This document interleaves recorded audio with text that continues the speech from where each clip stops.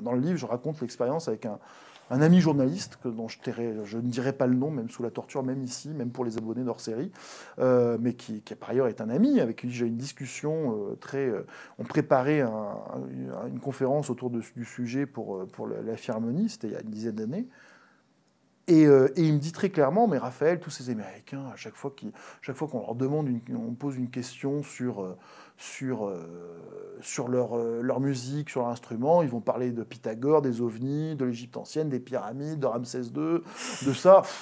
Il y en a ras-le-bol, quoi. Dieu est à toutes les sauces, ras-le-bol. En plus, là, pour le coup, le côté français, un peu anticlérical, il ressort tout de suite. Hein. Et je dis, oui, enfin, quand même, justement, ils en parlent.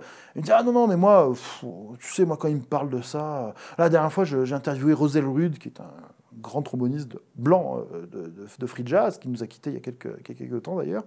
Quand je lui demande pourquoi il joue du trombone et qu'il me dit c'est parce que Pythagore a inventé notre musique il y a 5000 ans, je caviarde, je dis ah bon, non, c'est pas intéressant, enfin voilà, et tout ça. Et il dit mais tu le fais souvent, je le fais tout le temps puisqu'ils en parlent tout le temps.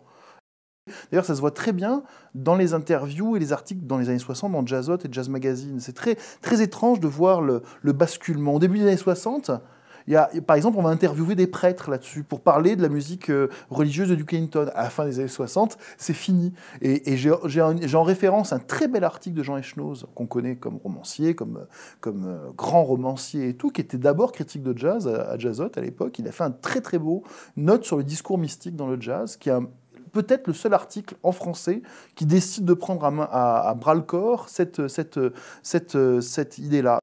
Quand je constatais ça et l'incompréhension, et quand Ciné dit Malcolm X, et c'est là où je veux en venir, Malcolm X ne peut pas être musulman puisqu'il est socialiste, tout est dit dans une phrase comme ça. J'ai trouvé plusieurs interviews, j'ai bien connu Malcolm X, il ne pouvait pas être musulman puisqu'il était socialiste. Quand on se pose la question, quand on va étudier Claudel, on ne va jamais contester le fait qu'il a eu une révélation à Notre-Dame de Paris et que son œuvre a changé. Quand on va étudier Olivier Messiaen, grand compositeur mystique français catholique, ça ne viendrait jamais à l'idée à un musicologue qui a étudié Messiaen de passer à côté de son... Oui, mais parce que justement, Claudel et Messiaen sont des représentants de la grande culture occidentale, voilà. de tradition chrétienne, etc.